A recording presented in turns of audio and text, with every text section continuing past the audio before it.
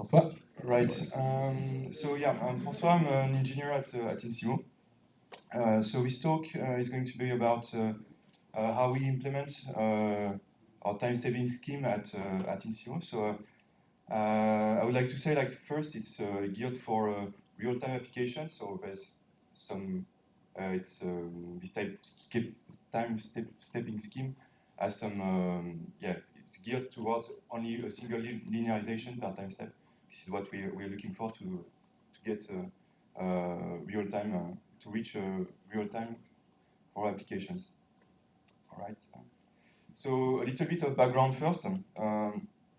So what we want to model are actually a stiff system. So when I say stiff, is something which is it means that it's ill-conditioned and sometimes very hard to solve with an iterative scheme, and with hard and soft constraints. And for that, I actually worked 2 years ago, started to work 2 years ago on that particular area because I was interested in modeling suture threads, which are notoriously known if you model a thread, but it's inextensible. And getting that inextensibility in a stable fashion is something which is kind of hard to get.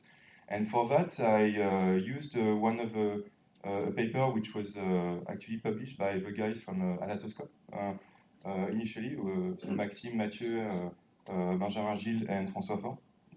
And there was a pull request I made 2 years ago, which actually provided what they did in their research paper, but mostly like for I would say, the solvers that are used by INREALIL, because I was interested in working with Christian Durier on that topic.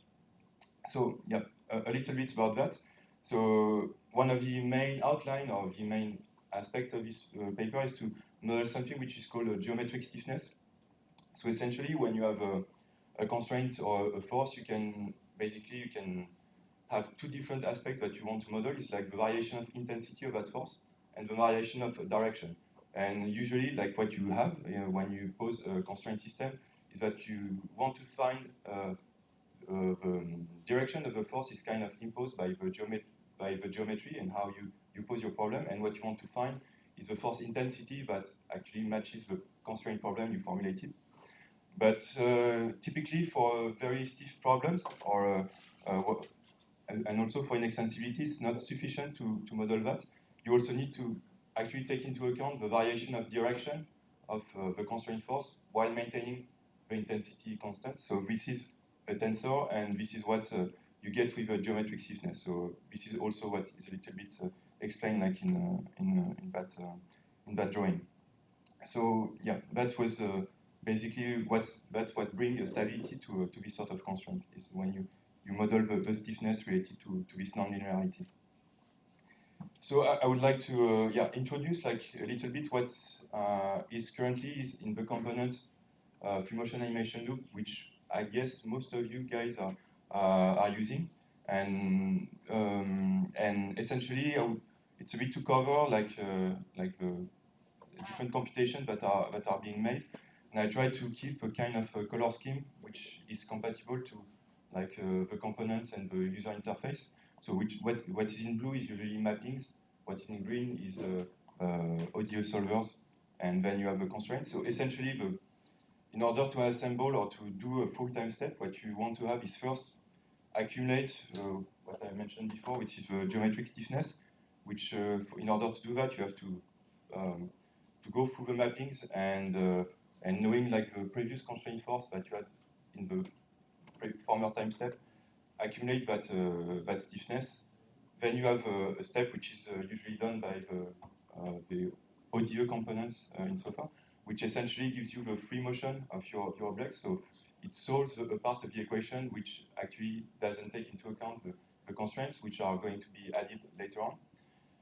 Then you have a step which I will mention briefly after, which is it's called projective constraint, but I think the semantic is a bit awkward in SOFA because I would say like right now, this step is mostly like impulses. An example about an impulse is actually a clamping. For example, in most of the rigid body engine that you can find on the market, you have a limit, for instance, on the angular velocity of the rigid bodies.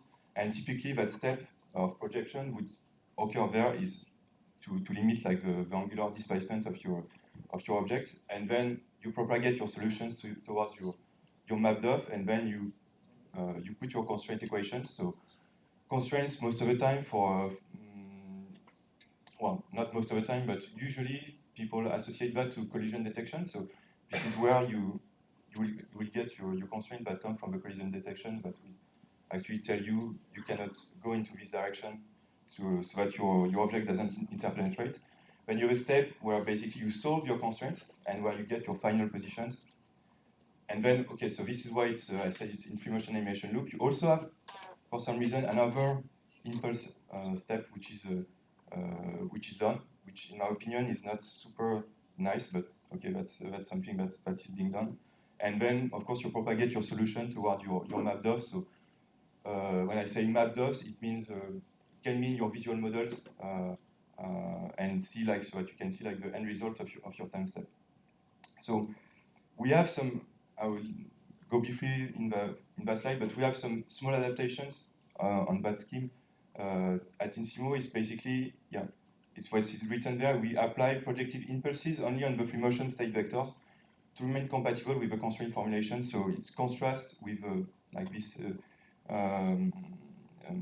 This time stepping scheme where basically we don't do the projection step on the end configuration because it can violate like the constraint, the hard constraint problem that you said before. So that's one thing. But I would say like most of the projective constraints in so far are not handled at that part. They are mostly doing some projection on the mechanics directly. But still it's something worth knowing, I guess. And right, so at Insimo mostly, well, we're interested in doing like modeling surgery and doing surgical simulators. So of course there are some changes in the topologies that are required, but changes in topologies can be used to model incisions, but it's also something that you want to use sometimes when you want to increase the resolution of your mesh at some specific locations because you want to have a better solution, like to be more accurate in specific areas. So changes in topology doesn't necessarily mean changing the topology to model cuts. It can also mean changing the topology because you want to refine your solution in some specific area and be also, I would say, less accurate in some other areas because you know there's no interactions going on there. So right, a possible implementation, I would say like for some reason, it's not something which is very, very much, I would say, standardized or specified in SOFA, is when and topology changes can occur, actually. So one, I would say, natural option is to do something like in-between time steps. So you have your end configuration, you change in the topology, and then you begin your new time step, and with like the topology change you want to apply. So yeah, these points basically tell you what you want to do when you want to change the topology. So you have components which are called topology mappings, which basically relates the different topologies of your objects together. So essentially, like modifying the topology will imply most of the time going through these mappings, which basically transform a topology into one form to another. So you can, for instance, a topology mapping can be something which could be like the outer surface of a tetrahedral mesh. That's usually encoded as a topology mapping. So if you change a tetrahedron, then of course like the outer surface can change as well. And it implies also like interpolating the kinematic quantities because as you introduce or remove DOFs, you want to, because you use like continuum mechanics, you know that changing the resolution at some points, well, basically the laws of continuum mechanics allows you to tell what is the displacement, the velocities, well, the kinematic quantities at that location. That's what you want to do. And this is valid for what we call independent DOFs, so where the mechanics is actually solved, and not necessarily for map DOFs, so where basically you have a kinematic or a relationship between, and which is described by a mapping. Because if that mapping is nonlinear, well, you cannot really use an interpolating scheme to describe the kinematic quantities for map DOF. So which explains why when you do a topology change, in general, unless your mappings are linear, you need to go through a mapping linearization again. So you need to go through again all your mappings, and that can be a little bit costly. And then you can start a new time step. So for a possible implementation that we made at InSimo is to try to actually do or introduce the topology change as something which occurs during the time stepping. And why we did that, or we thought it would be a good idea, is to actually, what is written there, is to reduce the number of mapping traversals, because they can be quite expensive, in fact. And for instance, like the example I'm writing there is to compute like the continuous normal field of a surface of a mesh. So you have to compute all the normals and average them if you want to have some sort of discrete geometry at your surface, and so that it's smooth as well. And to come back to the explanation, when it's not, you cannot interpolate like the kinematic quantities, like for instance, for this type of degrees of freedom which encodes the normal and the normal variations. Because if you take the linear combination of a normal, you don't get a normalized vector, so it's no longer strictly a normal. So you cannot interpolate quantities there. You need to go through mappings. If you refine a mesh, and then you want to compute, again, the normal field, and that relationship is encoded by a mapping, because you're not only interested in the normal, but also in the derivative. That's why you have to go through mappings again. So yeah, essentially what we thought would be good is to introduce topology changes after you solve the constraints and you have like the new positions of your independent degrees of freedom, so where the mechanics is actually solved. And then here, because you have continuum mechanics, which allows you to interpolate quantities at that level, you can do that now and then just traverse the mappings only once at the end of the time step and get your final positions. So this is something like which can be discussed, because it's there are some advantages in doing that. There are maybe also some drawbacks, but the idea is that you, for instance, for a surgical application, if you decide, because your interactions tell you, like, I want to have a cut at that time step, you will get result of that cut at the end of the time step. So that's you won't have a lag or in your decisions making for you to introduce changes in the topology if you want to. Right. So that was one part of that talk. The other part, which is a bit has some connections, is because the beginning was also to introduce geometric stiffness, which is something which is required to model stiff threads, for instance, is to how we solve bilateral constraints in general.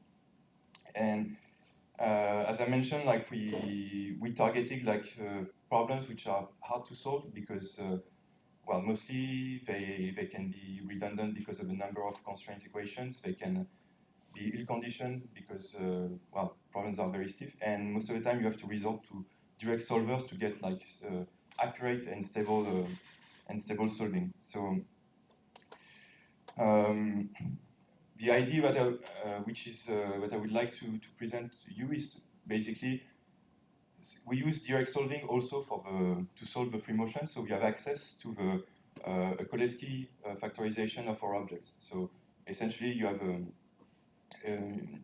the stiffness of your object can be encoded by a symmetric matrix, a sparse matrix.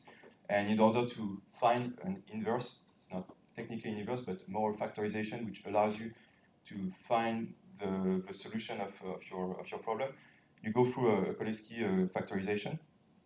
And actually, in order to get to factorize bilateral constraints, we can actually augment an existing Cholesky decomposition. So to introduce the constraints as a second step and as something where we're going to basically augment the factorization so that we have a bigger system, but we know if we solve that system, the bilateral constraints are going to be solved right away.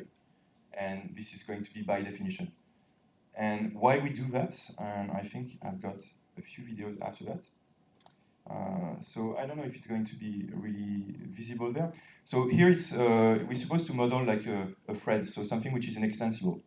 So this is what you get if you get 100 iteration of a Gauss-Seidel. So you know that inextensibility is not preserved. 200 is getting a little bit better, but still you will spend most of your time in your iterative solver to achieve inextensibility. Whereas if you factor the problem right away, it will be by design inextensible, and then you can save your iterations count to for contacts, for instance. So so yeah. I said a little bit like we model like a 20 centimeter rod, like 1.5 grams. There is 100 DOFs to model that, and the time step is 1 millisecond. Yeah, 1 millisecond. Sorry, 10 milliseconds. Right. We have some designing that like by augmenting like your Kolesky decompositions. There are some actually similar works that are being done, and it shares a lot of similarities to something which is called non-overlapping score complement-based domain decomposition. So it's a long word to say something about that. But yeah, basically we want to reuse this sort of method to actually also try to actually solve smaller problems, but basically if you want to have a big organ and you want to decompose that into smaller parts which are attached with bilateral constraints, well, for some reason, maybe you will get better performances compared to solving the big object at once. So this is something that we're investigating. And actually there is a nice SIGGRAPH Asia paper which was just issued, and from guys from CM Labs. So it's a company in Montreal which is doing a physics engine, but mostly for rigid body dynamics. And actually, which is kind of a good sign, is these guys, they have similar ideas. So I think we are also going into an interesting direction with this sort of solving scheme. Right, I think this is my last slide. Have you got any questions? So yeah, these are videos where basically I show a little bit of domain decomposition where basically all these objects are actually divided and into smaller parts and attached together with bilateral constraints and solved by this augmented factorization that I explained. All right.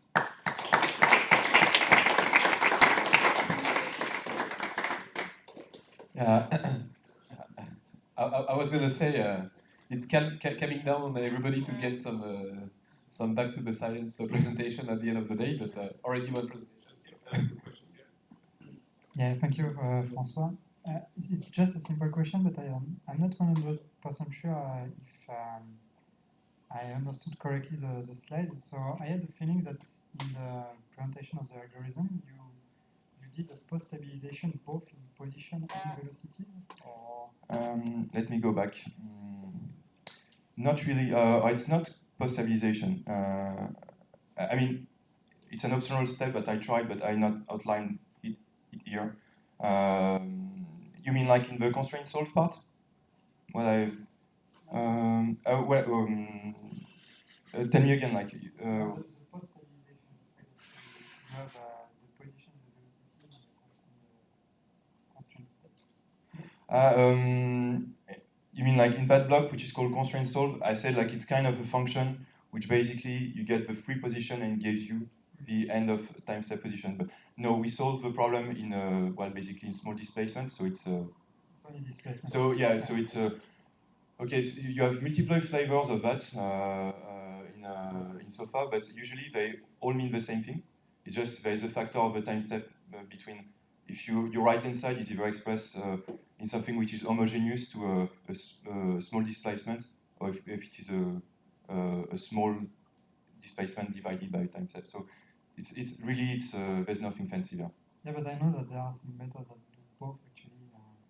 There are some papers that show that maybe they get better results when they first solve the problem in position or velocity, I don't remember, and then they do a post-stabilization. Right. Here it's maybe it's not super clear in this kind of slide, but since we're targeting like only a single linearization, we're targeting it's mostly for real-time applications. We afford only one assembly of a compliance, so we solve only a single problem. But that's true that post-stabilization is something that it can be done at the end of a time step by resolving a small problem, by keeping actually your compliance matrix. Sometimes you don't even reassemble it, but you keep the linearization of your mapping and you just add a small increment that basically is something when you have some mappings which are really nonlinear, but your constraint function where it's really nonlinear, it's something that can improve the stability, that's for sure. And something that I tested as well. So. Yeah, so yeah, since we had the training yesterday, I'm sure Julien or maybe Maxence will have some questions on directly. No, I was wondering if you had some estimation of gain in terms of performances, especially using including the topological changes actually inside the scheme. You save at least one mapping traversal or two. So it's very much dependent on how basically the complexity of the mappings that you are using in your simulation. It's not that much of a big deal, I would say, in terms of performance. It's just that it was a way to say maybe it's something that needs to be specified at some point, or needs to be think about. Because right now I know that there's no specifications for that, or there's no clear explanations, and maybe it's also can be misleading in terms of well, if you start to do things that are nonlinear, then you really need to think about what you want to do when you change the topology. So that was mostly, let's say this is like the best idea in the world, but but something which is not specified and maybe something we'd like to share also with people. But maybe they need to be careful when they do the same operations. That's a topic also we started to discuss by another angle, which was really, I think, the data update topics, where the question was when and how to handle in the whole pipeline the topological changes and so on. So yeah, but thank you again. If there are any other questions? Okay, thank you again, François. Right, thanks.